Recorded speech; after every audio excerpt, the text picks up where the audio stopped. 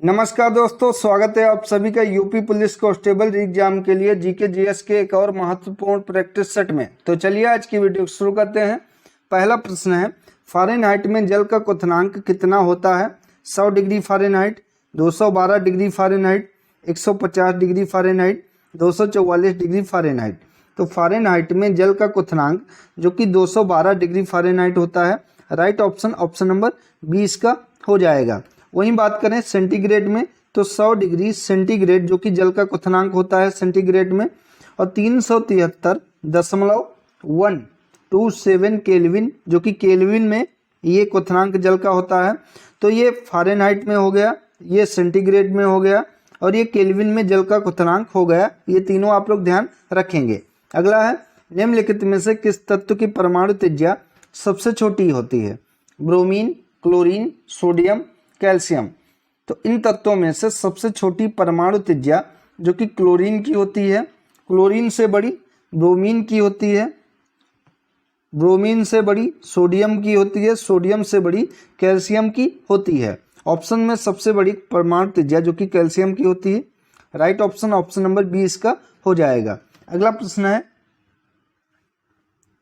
पादप निकाय के किस भाग को पौधों का खाद्य कारखाना कहा जाता है? इंपॉर्टेंट क्वेश्चन है ये। फूल को, पत्ता को, तना को या फिर जड़ को? तो पत्तियों को पौधों का खाद्य कारखाना कहा जाता है। इसका कारण यह होता है क्योंकि यह प्रकाश संश्लेषण की प्रक्रिया द्वारा पानी और कार्बन डाइऑक्साइड की मदद से सूर्य के प्रकाश और क्लोरोफिल का उपयोग करके भोजन बनाती हैं। तो राइट ऑप्शन नंबर 20 का हो जाएगा पत्ता। अगला है, मस्तिष्क का कौन सा हिस्सा लार श्रवण और रक्तचाप जैसी अस्वैच्छिक क्रियाओं को नियंत्रित करता है? पीयूष ग्रंथि, प्रमस्तिष्क, अनुमस्तिष्क या फिर मज्जा? तो मस्तिष्क का मज्जा हिस्सा जो कि लार श्रवण और रक्तचाप जैसी अस्वैच्छिक क्रियाओं को नियंत्रित करता है। ठीक है, तो राइट ऑप्शन इसका ऑप्शन नंबर डी हो जाएगा, मज्जा। ठीक है। अगला, भारत के नियंत्रक और महालेखा परीक्षक एक हैं। संवैधानिक निकाय है, संविधानेतर निकाय है, संविधिक निकाय है या कार्यकारिणी निकाय है?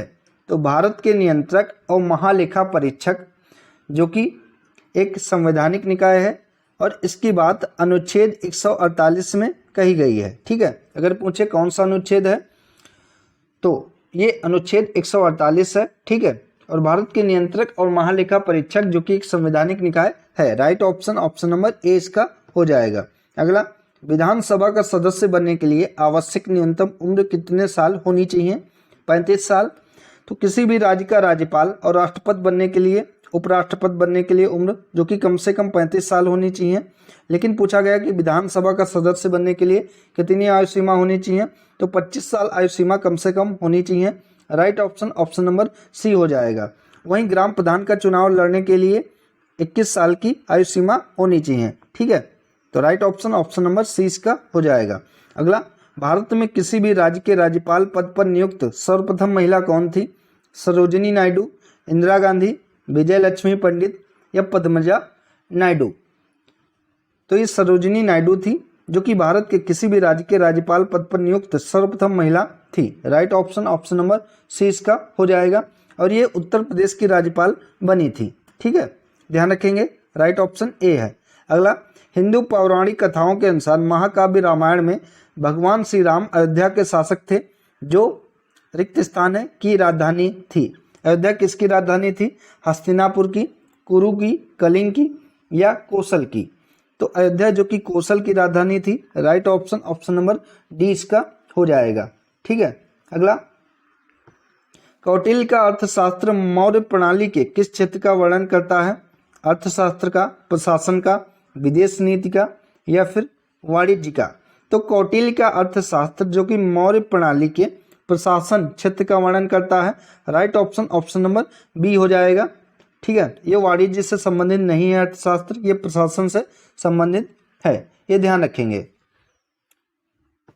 अगला, भूदान आंदोलन किस वर्ष में प्रारंभ किया गया था? तो ध्यान रखेंगे 18 अप्रैल 1951 में तेलंगाना के पोचमपल्ली से विनोबा भावे के द्वारा यह प्रारंभ किया गया था? किसके द्वारा प्रारंभ किया गया था? तो विनोबा भावे जी के द्वारा प्रारंभ किया गया था। Right option option number D इसका हो जाएगा 1951। अगला है, जब भारत सरकार अधिनियम 1935 अधिनियमित किया गया था तब भारत का गवर्नर जनरल कौन था? Lord Wellesley, Lord reading, Lord Willingdon या लॉर्ड वेवेल? तो भारत सरकार अधिनियम 1935 जब अधिनियमित किया गया था उस समय भारत का गवर्नर जनरल जो कि लॉर्ड विलिंगटन था। Right option option number C इसका हो जाएगा।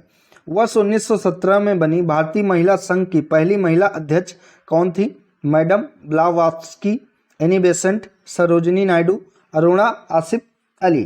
तो वर्ष 1917 में बनी भारतीय महिला संघ की पहली महिला अध्यक्ष जो कि एनी बेसेंट थी। Right option option number B इसका हो जाएगा।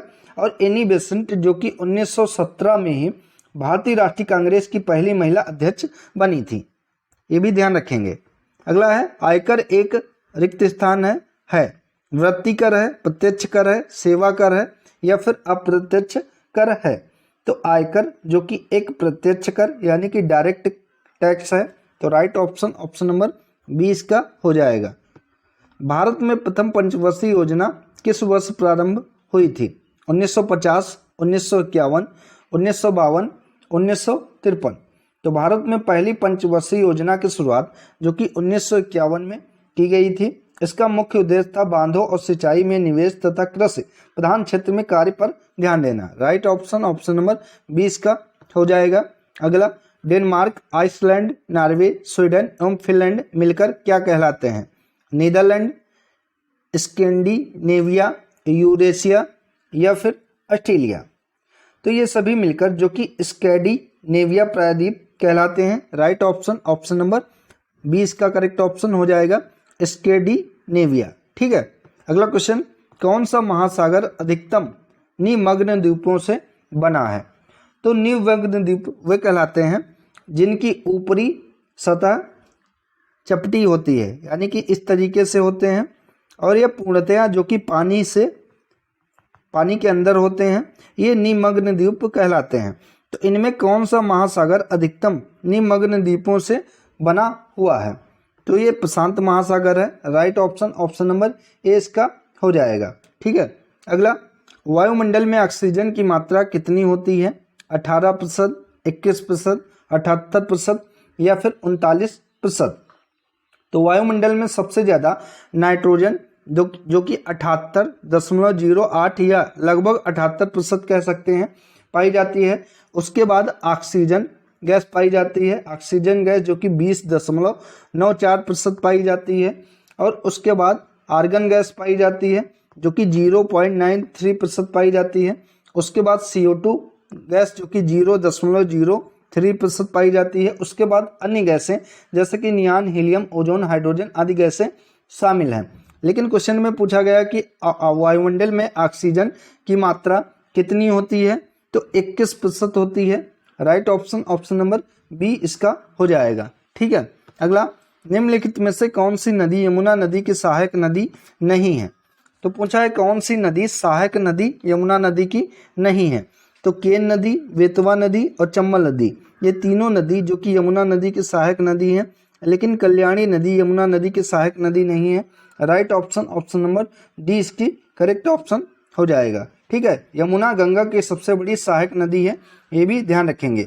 और यमुना नदी जो कि यमुनोत्री से निकलने के बाद प्रयागराज में गंगा नदी में मिल जाती है। यमुनोत्री से निकलती है और प्रयागराज में गंगा नदी में मिल जाती है। ठीक है। Right option option number D इसका हो जाएगा। अगला, निम्न राज्यों में से किस राज्य का भारत में जूट उत्पादन का प्रतिशत सबसे ज़्यादा है? केरल, गुजरात, बिहार या पश्चिम बंगाल? तो पश्चिम बंगाल राज्य का भारत में जूट उत्पादन का प्रतिशत जो कि सबसे ज़्यादा है। ठीक है। इसे सुनहरा रेशा या गोल्डन फाइबर भी कहा जाता है। और भारत विश्व का 35% जूट के सामानों का निर्माण भी करता है। तो right option option number D हो जाएगा पश्चिम बंगाल। अगला, मानव जनसंख्या वितरण और घनत्व के प्रतिरूप पैटर्न के अध्ययन को क्या कहा जाता है? एंथ्रोपोलॉजी, डेमोग्राफी, ऑन्कोलॉजी या सोशियोलॉजी? तो मानव जनसंख्या वितरण और घनत्व के प्रतिरूप के अध्ययन को जो कि जनसांख्यिकी डेमोग्राफी कहा जाता है। राइट ऑप्शन ऑप्शन नंबर 20 का होगा। अगला, निम्नलिखित में से कौन सा स्मारक उत्तर प्रदेश में यूनेस्को द्वारा प्रशंसित विश्व धरोहर स्थल है? रामनगर का किला, अलीगढ़ का किला, आगरा का किला या अकबर का मकबरा? तो इनमें से आगरा का किला जो कि उत्तर प्रदेश में यूनेस्को द्वारा प्रशंसित विश्व धरोहर स्थल है। Right option option number C इसका हो जाएगा, आगरा का किला। अगला, गौतम बुद्ध की मां देवदह राज्य के शासक परिवार से थी जो अब उत्तर प्रदेश के किस जिले में है? देवरिया, गोरखपुर, बस्ती या गोंडा?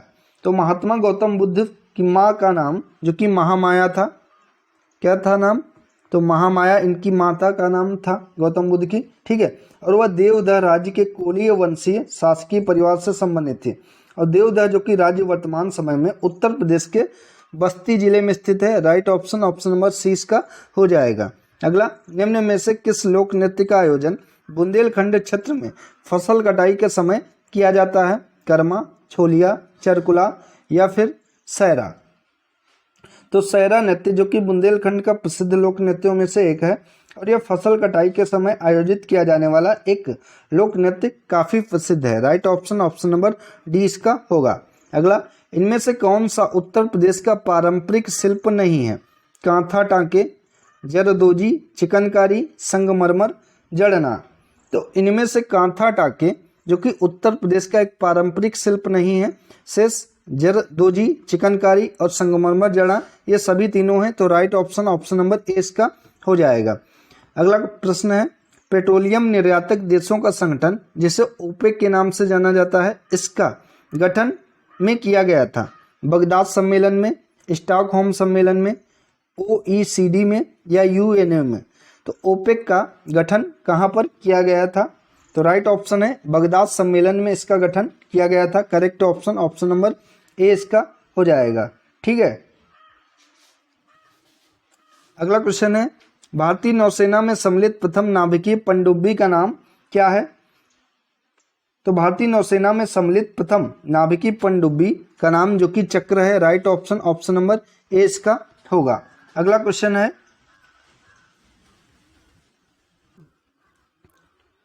इम्फाल किस भारतीय राज्य की राजधानी है? मणिपुर की, त्रिपुरा की, नागालैंड की या फिर सिक्किम की?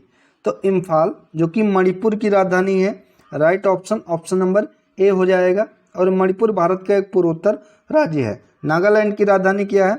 तो नागालैंड की राजधानी है कोहिमा, ध्यान रखेंगे, ठीक है, पूछ सकता है। और त्रिपुरा की राजधानी क्या है? तो त्रिपुरा की राजधानी जो कि अगरतला है, क्या है? अगरतला है। सिक्किम की राजधानी क्या है? तो सिक्किम की राजधानी गंगटोक है। तो ये सभी राजधानी आप लोग ध्यान रखेंगे, पूर्वोत्तर राज्य की हैं, इसलिए महत्वपूर्ण हैं। अगला है, संयुक्त राज्य अमेरिका का राष्ट्रीय खेल कौन सा है? फुटबॉल, रग्बी, वॉलीबॉल या फिर बेसबॉल?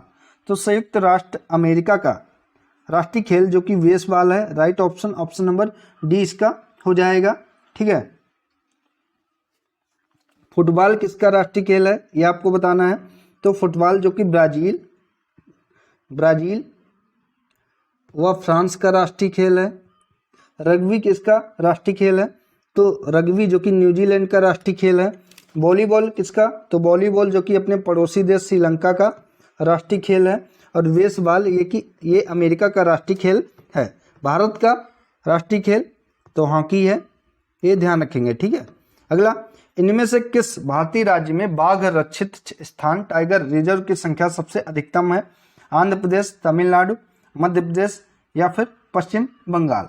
तो भारत में बाघों की संख्या में लगातार गिरावट के कारण सन 1973 में भारत सरकार ने बाघों को सुरक्षित करने के लिए प्रोजेक्ट टाइगर कार्यक्रम शुरू किया था। और इनमें सबसे ज़्यादा रक्षित स्थान टाइगर रिजर्व जो कि मध्य प्रदेश में है। Right option option number C इसका हो जाएगा। अगला प्रश्न है, निम्नलिखित में से कहाँ पर इंदिरा गांधी राष्ट्रीय वन अकेडमी स्थित है? देहरादून में, मैसूर में, भरत में या फिर जोहराहट में? तो इंदिरा गांधी राष्ट्रीय वन अकेडमी जो कि उत्तराखंड के देहरादून में स्थित है, ठीक है। Right option option number A हो जाएगा। इसकी स्थापना 1938 में की गई थी। भारत के कुल भौगोलिक क्षेत्रफल में उत्तर प्रदेश का कितना भौगोलिक प्रतिशत है? इंपॉर्टेंट क्वेश्चन है आपका। तो उत्तर प्रदेश का कुल भौगोलिक प्रतिशत जो कि है 7.33%। उत्तर प्रदेश का कुल क्षेत्रफल अगर पूछे तो 2,40,928 स्क्वायर किलोमीटर, जो कि उत्तर प्रदेश का कुल क्षेत्रफल है। ठीक है, इसकी सीमा भारत के 8 राज्यों एवं एक केंद्र शासित प्रदेश दिल्ली से लगती है, यूपी की, ये भी ध्यान रखेंगे। अगला है, निम्नलिखित राज्यों में से किससे उत्तर प्रदेश की सीमा नहीं लगती है? तो राजस्थान के साथ, पंजाब के साथ, हरियाणा के साथ, उपयुक्त में से कोई नहीं। तो उत्तर प्रदेश की सीमा जो कि 8 राज्यों व एक केंद्र शासित प्रदेश जो कि दिल्ली है, इनसे लगती है।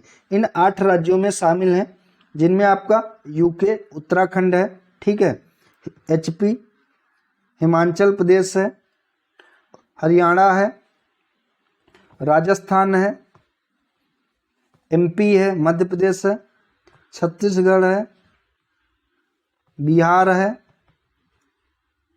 बिहार के बाद झारखंड है और एक केंद्र शासित प्रदेश दिल्ली से इसकी सीमा लगती है। तो पंजाब के साथ इसकी सीमा नहीं लगती है। राइट ऑप्शन नंबर 20 का हो जाएगा। अगला है, दक्षिणी उत्तर प्रदेश का औरैया जिला प्रमुख रूप से किसका उत्पादक है? गुड़ का, शहद का, शुद्ध देसी घी का या फिर हींग का? तो दक्षिणी उत्तर प्रदेश का औरैया जिला जो कि शुद्ध देसी घी के लिए प्रसिद्ध है और ये कानपुर मंडल के अंतर्गत आता है। किसके मंडल के अंतर्गत? तो कानपुर मंडल के अंतर्गत औरैया जिला आता है और ये शुद्ध देसी घी के लिए प्रसिद्ध है। राइट ऑप्शन नंबर सी इसका हो जाएगा। ठीक है, वहीं गुड़ की बात करें कि गुड़ के लिए कौन सा प्रसिद्ध है? तो अयोध्या जिला, अयोध्या और अयोध्या जिला यहाँ पर गुड़ के लिए प्रसिद्ध है। ठीक है, और हींग के लिए जो कि मुजफ्फरनगर है, हींग के लिए मुजफ्फरनगर है। और शहद के लिए कौन सा है आपको बताना है? तो शहद के लिए उत्तर प्रदेश का सहारनपुर जिला प्रसिद्ध है। ठीक है, कौन सा जिला? तो सहारनपुर जिला। हींग के लिए मुजफ्फरनगर है, ठीक है, शुद्ध देसी घी के लिए औरैया जिला है और गुड़ के लिए अयोध्या जिला है। ये ध्यान रखेंगे आप लोग। ठीक है, अगला प्रश्न है, गुदई महाराज प्रसिद्ध तबला वादक निम्नलिखित में से किस घराने से संबंधित थे? बनारस घराना, लखनऊ घराना, आगरा घराना या रामपुर घराना? तो गुदई महाराज उत्तर प्रदेश के प्रमुख तबला वादकों में से एक थे और इनका संबंध बनारस घराने से था। राइट ऑप्शन नंबर ए इसका हो जाएगा। हाल ही में जारी भारत सरकार की रिपोर्ट 2022 के अनुसार सर्वाधिक सड़क दुर्घटनाएं किस राज्य में हुई हैं? तो सबसे ज़्यादा सड़क दुर्घटनाएं तमिलनाडु राज्य में हुई हैं। बी करेक्ट ऑप्शन हो जाएगा। ठीक है, शायद यहाँ पर रिपोर्ट 2023 के अनुसार होगा। ठीक है, अगला, नवंबर 2023 में निम्नलिखित में से किसे आज़ादी का अमृत महोत्सव पुरस्कार से सम्मानित किया गया है? तो आज़ादी के अमृत महोत्सव पुरस्कार से सम्मानित किया गया है जो कि जम्मू कश्मीर राज्य को। राइट ऑप्शन बी है। निम्नलिखित में से किसने प्रोजेक्ट कुशा की शुरुआत की है? तो प्रोजेक्ट कुशा की शुरुआत जो कि DRDO के द्वारा की गई है। राइट ऑप्शन नंबर सी है इसका। हाल ही में किस देश में स्टेट बैंक ऑफ इंडिया की शाखा खोली गई है? तो state bank of India SBI की नई शाखा जो कि श्रीलंका के त्रिंकोमाली में खोली गई है। त्रिंकोमाली में। राइट ऑप्शन नंबर सी हो जाएगा, श्रीलंका। तो साथियों, ये थी आज की महत्वपूर्ण वीडियो। अगर आप सभी को अच्छी लगी हो तो वीडियो को लाइक करें, शेयर करें और चैनल को सब्सक्राइब करें। धन्यवाद दोस्तों।